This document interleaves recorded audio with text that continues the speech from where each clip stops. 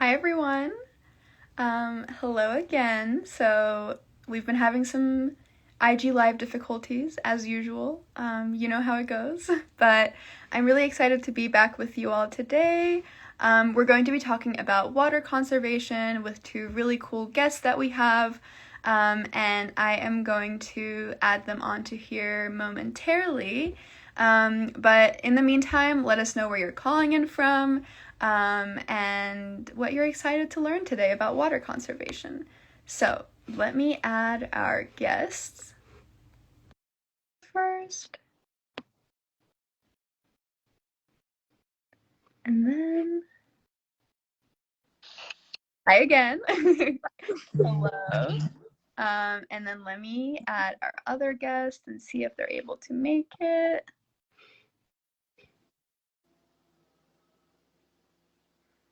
Okay, let's see. Thanks for sticking around, everyone. Hi there. Hi. Thank you for being here. So we're able to make. Good evening, everybody. How you doing? Hi. Thank you for being here. I'm glad we were able to walk through all of the IG Live difficulties, but I'm really excited to be chatting with both of you today about some water conservation issues and giving folks some call to actions and things that they can all do as well. So before we get started, let's do some introductions. If you'd like to go first and introduce yourself. Hi, I'm Zach Frankel. I'm the executive director of the Utah Rivers Council. We're a 501c3 nonprofit here in Salt Lake City, Utah. We've been around for 28 years now, working on water policy, water rates, water equity, and keeping water in our rivers and lakes. And I'm just really pleased to be here tonight. Amazing. Thanks for introducing yourself, Zach. Would you like to go next? Yes. Hi, everyone. So my name is Alexia. I use she, they pronoun. I'm a research analyst and organizer with Poder. It's a grassroots environmental justice organization based in East Austin. We've also been around for a long time, 31 years now, and have been working on a variety of environmental issues, from water rights to, fighting corporations that are polluting the community, to zoning and different social justice issues as well. Amazing. Well, thank you both for being here. My name is Kiana. I use she, her pronouns. And I head up programming at Intersectional Environmentalist, and I'm really excited to be here with both of you. And I guess we'll kind of just jump into it. Folks, if you have any questions, let us know in the comments, but I have some pre-planned questions here that I'm going to be asking, and we're going to dive into it. So I guess we'll start with Alexia. I was kind of wondering if you could just define water conservation for us to start off with, so we all have an understanding of what exactly it means, and also some of the communities around the world that are being impacted by water conservation issues. Yeah, so as we all know, water is crucial to life on Earth, but it can be easily polluted, and fresh water is a very limited resource. And so for me, water conservation at its core is making sure that we are using water responsibly, making sure that we are protecting water, and making sure that we are respecting water. Water impacts so many people. In the US alone, there's over 2 million people that don't have access to clean water. We see in our communities in Austin that happening on the east side with the pollution of the Colorado River. And, because water is really everywhere, it goes in the soil, right? It's in the ocean. So pollution in water even makes it through our food and our fish and everything. So it really impacts the health of people and our environment, and really impacts communities across the world and in the US. Awesome. Yeah, thank you for defining that. I think it's always important to start off on like the same just playing ground so everyone knows what we're talking about. So Zach, I know that in some areas there is an issue of overconsumption of water, like in Utah, for example, where water is diverted from the Great Salt Lake and is used to support the meat and dairy industries, and things like resource extraction, like copper mining. But in other parts of the country, another problem exists. There is a lack of access to clean, drinkable water. So, are these two distinct issues, separate solutions, or might both of these struggles be symptoms of a larger issue or dynamic? And can you tell us a little bit more about these dynamics and issues that are intersecting with one another? Well, that's a really good question, Kiana. The thing about water is it's just like everything else around natural resource issues, especially in the United States. People are surprised to learn that there's a special interest involved in dictating our policies in the water sector. It's ironic because we don't question whether there's a special interest in energy or in land use. We all know there's special interests that are gaming the policy system for their own financial benefit. And the same is true in water, unfortunately. And so the intersection of these two seemingly disparate issues is a special interest. So in the American West, we have a lack of water relative to the eastern United States. So, it's really dry in the American West. It's a desert. And so everything is about water quantity. It's less of an issue in the United States and the eastern US where there is much, much more water. So the special interest in the West looks like a special interest that is working, at least here in Utah, in both the Colorado River Basin, which is home to 7 states, and Mexico, a population of 40 million. And as you mentioned, the Great Salt Lake watershed, which is home to about 4 million people. The not the Both basins are predominated by a special interest that is pursuing unnecessary water projects that come with billions of dollars of future increases on ratepayers. And that special interest is working to advance those water projects, of course, because it profits from that construction spending. So unfortunately, we're not making decisions in the water sector based always on logic or on equity to everyone. We're making them based on moneyed interests that have access to policymakers. Yeah, thank you so much for explaining that. And I think, that parallel between energy and some of the other natural resources that we extract and think about is really helpful because we talk about the monopolization of energy, for example, but we don't necessarily talk about that in water and how, even though we think of it as, a public good, something that we all need and need access to, it's very privatized and is used to make money for a lot of corporations. So I think that's a really great place to start and great parallels to just draw in general.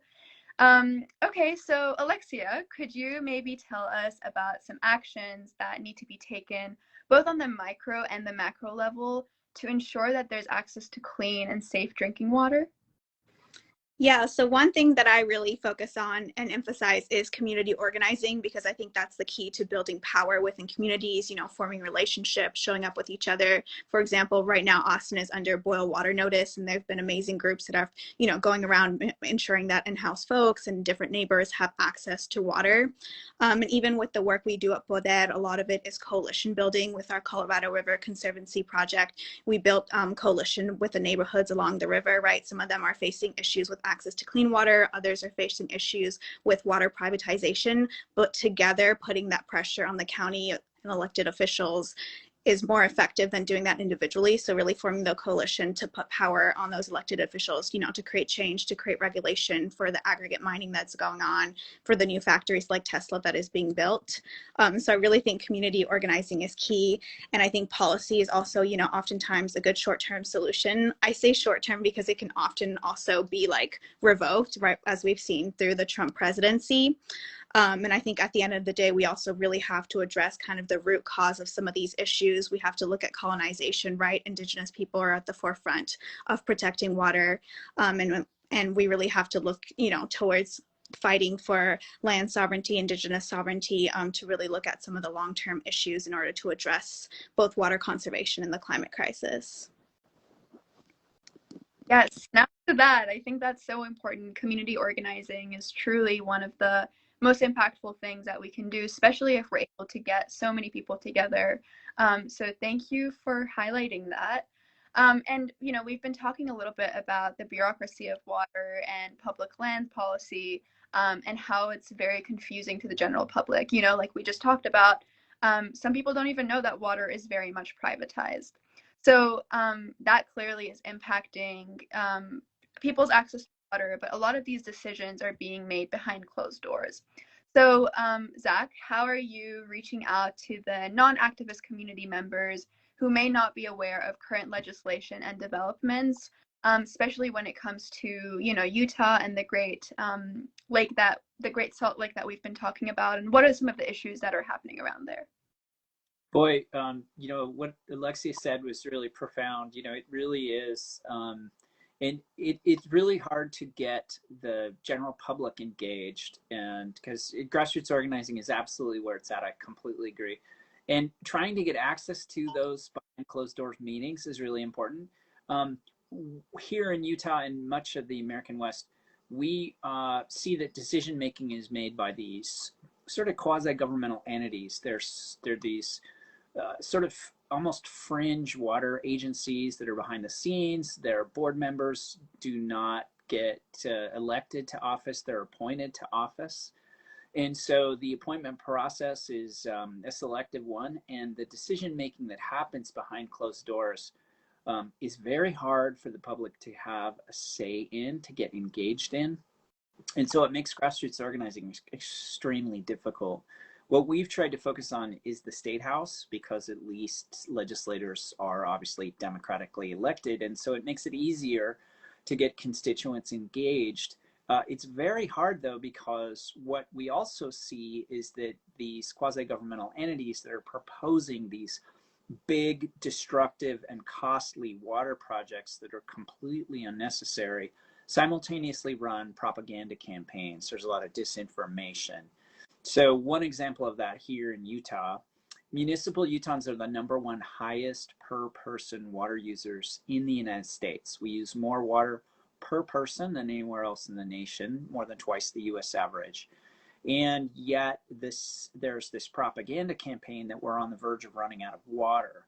Most of the water those users are using is outside their homes, on their lawns, Kentucky bluegrass yards, and especially for large institutional users that are literally using millions of gallons of water.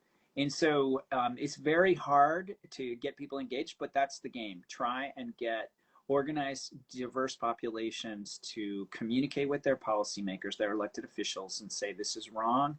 I don't want to build this unnecessary water project. And there's a lot of inequity that goes into it. One of the biggest problems we have in Utah is that these water projects, kind of coming back to what Alexia said, these large water projects proposed in the Colorado River Basin are essentially ignoring the water rights that indigenous populations, indigenous people have rights to. They're being disregarded and ignored. And there's this propaganda campaign to pretend like, oh, you know, don't worry about it, they're taken care of, when in fact they are not. So there's a lot of inequity in water that we're trying to showcase, that we really need people to see, but it's tricky to figure out how to get these populations to the decision-making table. Yeah, totally. I think that's those are all really great points. And I think maybe for folks that might not exactly know what the issue is at hand and kind of like what's happening on the ground, could you tell us a little bit about what you know what like what's happening with the lake? What is like biologically happening, and what does extraction have to do with that? Just so folks understand kind of the issue at hand, what that would mean for folks. So the Great Salt Lake is the largest lake in the American West. It's the largest lake outside of the Great Lakes system, and it is the largest wetland ecosystem remaining in the American West. And so it is its water comes from the tributaries, the rivers that drain the mountains into the lake, the largest of which is the Bear River. And the Bear River is proposed for a massive new water project to divert almost 40% of the annual flows of the river upstream of the lake. And that would shrink the lake down several feet in elevation, reducing the total size of the Great Salt Lake. And in doing so, it would expose vast lake bed, excuse me. And that lake bed, similar to what happened in Owens Valley, California, when Los Angeles diverted the Owens River upstream of Owens Lake, that lake bed gets exposed to wind events, and those storm systems, just the wind, just high wind events will put fine sediment into the airshed, and people breathe it, and it's very harmful to people. And so the Great Salt Lake is next to the metropolitan corridor of the Wasatch Front, the Salt Lake City metropolitan corridor. And so populations are being exposed right now to the lake bed dust. The Great Salt Lake last summer reached its lowest level in recorded history because of this pattern of chronic overuse upstream. So we really haven't learned to live within our means here in Utah, or even just accept science, basic science, when it comes to water.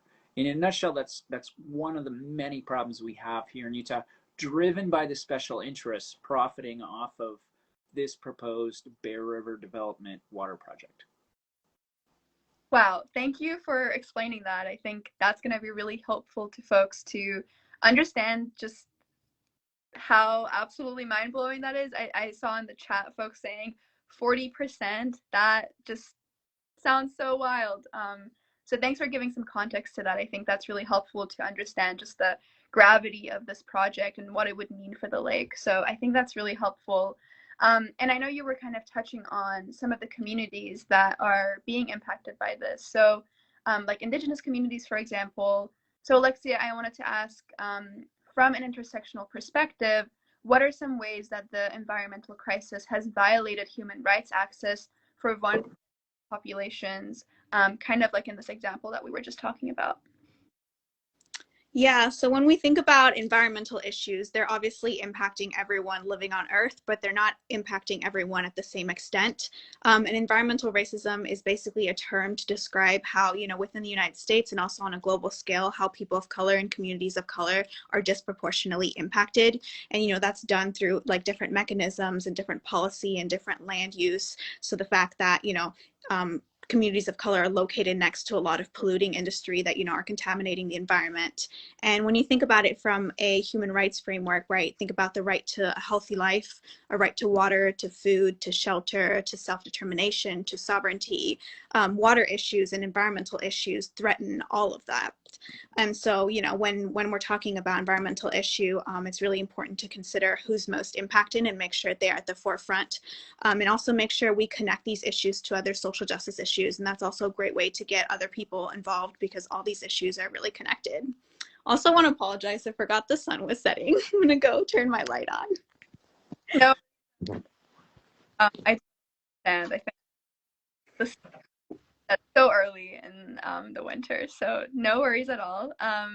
Yeah, thank you for shedding some light to that. I think it is super important to acknowledge the fact that, water is a basic necessity that all human beings need, but just like air, just like other basic needs, people aren't impacted by them the same because of so many of the structures that we live under and so many of the systems and how they impact predominantly communities of color and yeah, so many different marginalized communities that have to deal with, different issues in very, very different ways. So, speaking about one of these big issues, COVID-19 certainly hasn't stopped anyone here getting their communities activated in the face of change. At IE and at both of your organizations, we've been really trying to make change happen, get people together. So, Zach, I'm wondering what's in your calendars for the rest of 2022, what important dates of action you have coming up, summits, conferences, goals. What's happening this year for you? Well, the big thing that's happening right now is our state legislative session is in session for about another month. And so we have a 45-day session, and we get 106 legislators come together in Utah, and right now they're just trying to shovel money into water projects that are completely unnecessary, that have very deleterious impacts on working families and, the environment, and therefore the public interest in our health impacts that these things cause us. So we're fighting in the State House right now, trying to implement water conservation programming. the reason, there's a ProPublica story that was written in early December about the nature of the special interest here in Utah water politics, and it is massive in scope. It's not uncommon for each one of our staff members to be outcompeted by 10 water lobbyists per person. So we really have a struggle for the next month. And then once the legislative session ends in our state capital, then we really want to try and create a dialogue this year in the election process for those 106 people. Because what we find is a lack of ethical courage among our elected officials to stand up to the water lobbyists. And, what's challenging about it is it's impacting downstream populations. Again, when we look at the Colorado River Basin, the 7 states in Mexico that rely on Colorado River water, it's really hard to see what's happening in Mexico. America's largest reservoir is Lake Mead, and it is about 30% full right now. And as Lake Mead continues to drop in elevation from climate change, which is shrinking our snowpacks and reducing our river flows here in the American West, especially the Colorado River Basin, Mexico and California and Nevada and Arizona are taking cuts to their Colorado River water supply. But the cuts that American states take to their Colorado River water supply are not as impacting as the cuts that Mexico is taking to its water supply, just because of the difference in how the United States uses water versus Mexico. When Mexico takes cuts to its water supply, it has much greater impacts on people's ability to access a clean water supply. When the United States takes cuts in its water supply, it does impact agriculture, but it also is not nearly having the impacts on drinking water, on actual water consumption for daily needs. So, we kind of forget that we need to be good neighbors to Mexico. So these are the conversations that are coming up this year. In August, the Bureau of Reclamation is expected to announce more cuts are needed to those 3 states in Mexico to their water supply. It's possible that the second largest reservoir in the United States, Lake Powell, will reach such low levels that they will shut off hydropower generation, which has never happened before in history. So we really are coming to the limits of our water supply and how we've been so wasteful with water here in the Colorado River Basin and in Utah in general, just because we've ignored the impacts of climate change and failed to really provide any leadership to solve the problem. Wow. Yeah, thank you for sharing that. I think that's so important.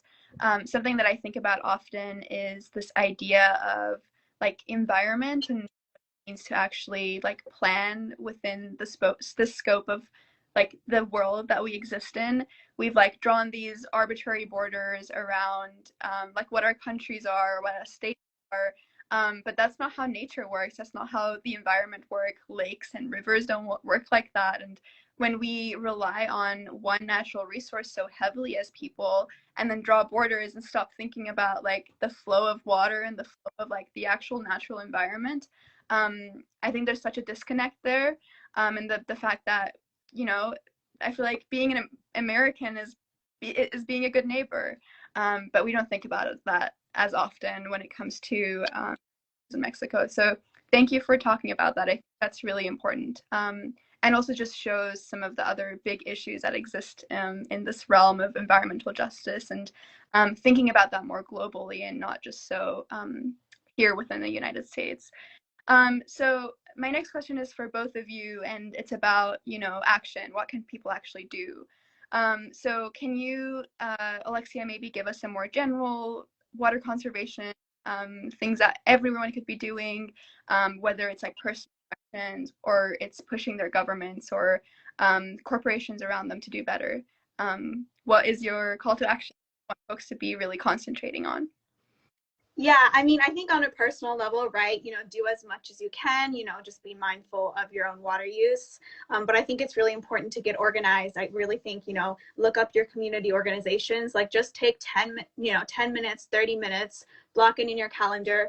look up some local issues that are happening, because most likely there is some water related issue that is happening in your community, in your city, in your state. And Instagram's also a great place for a lot of like easily digestible content, you know. So definitely also feel free to reach out to Poder if you need assistance in like finding how to join in. And if you're in Austin, we definitely always need help and volunteers. We're doing a lot of water quality testing and working on legislation as well. So yeah. Thank you for sharing that. And yeah, Zach, what can folks in Utah be doing to help with the Great Salt Lake, and more generally, what is something that folks can be, you know, championing to get these corporate and private institutions out of our natural resources that we all rely on? A really great question. You know, just to echo what Alexia said, you know, it is good to check your own personal water use, but I think it's almost more important to become politically active, to educate your elected officials and engage them in the solution. We so often educate ourselves and become experts, but we don't educate our elected officials. And, you know, we cannot assume that our elected officials have an understanding of the basics of good water policy. More often than not, when people get educated, they become the best agents of change and education for elected officials. So what I would ask people to do if they live inside Utah is call their Utah legislators and educate them about their concerns about drying up the Great Salt Lake from diverting the tributaries of that lake, the Bear River, most importantly. For those that are outside of Utah, I would implore you to call your member of U.S. Congress in the House and Senate and say, what are you doing to save the Great Salt Lake? It's the American West's largest lake system, and it's critical to 330 species of migratory birds traveling from every country in South, Central, and of course, North America. So there's 8 to 10 million individual birds that depend on that lake to survive. And it's time for members of Congress to step up and protect the lake, because Utah has clearly failed to do that. So educating your elected officials for me is my number one thing. And I know I can hear Alexia nodding, see Alexia nodding her head. You know, that we just, as grassroots organizers, we're very pleased and excited when we see people educating their elected officials. That's what really gets us up in the morning. Absolutely, yeah. And I mean, you know, they're working for us, so they got to listen to us if there are lots of us asking for the same thing. So last question. I know there might be some folks that are new to learning about water conservation, learning about these issues. So do you have any resources easily accessible for folks to learn about the issue, and more generally learn about water conservation, how it might be impacting different communities? Alexia, you want to go first? I mean, I think like I don't have one that comes up to mind, but I think just Googling it. I think also finding like accounts that are, you know, working to stop Line 3, or like the indigenous people of the coastal bends are doing amazing work in Texas, fighting against Enbridge. Finding organizers. I feel like when you follow one like water protector organizer, like more will come up. And from there, you can, you know, kind of look through their account, read more on the issue. And like, once, you know, you have a specific cause, you can just Google, like, you know, Austin, Colorado River, what's going on with our Colorado River, what's going on with y'all's Colorado River, things like that. I would just compliment that by saying, you know, folks can certainly visit the website for Utah Rivers Council. It's just utahrivers.org, and people can learn about both the proposed water project in the Colorado River Basin, the Lake Powell Pipeline, the largest new water project there, or Bear River Development is also on the utahrivers.org website as well. And if they're interested in getting more involved, we'd love to figure out how to help people do that. They can send us an email or a phone call or follow us on one of our social media channels. And we really appreciate this opportunity to speak to everybody today. Great. Thank you both so much. I hope that, you know, y'all had a good time and folks got to learn a lot, and we'll be following up. I'll post this live onto our account, so if anyone wants to come back and learn more, they can do so. And please check out both Zach and Alexia and their organizations and everything that they do. And yeah, I loved this conversation. Thank you both so much for everything that you do, and talk to you both very soon. Bye. Thank you. Bye.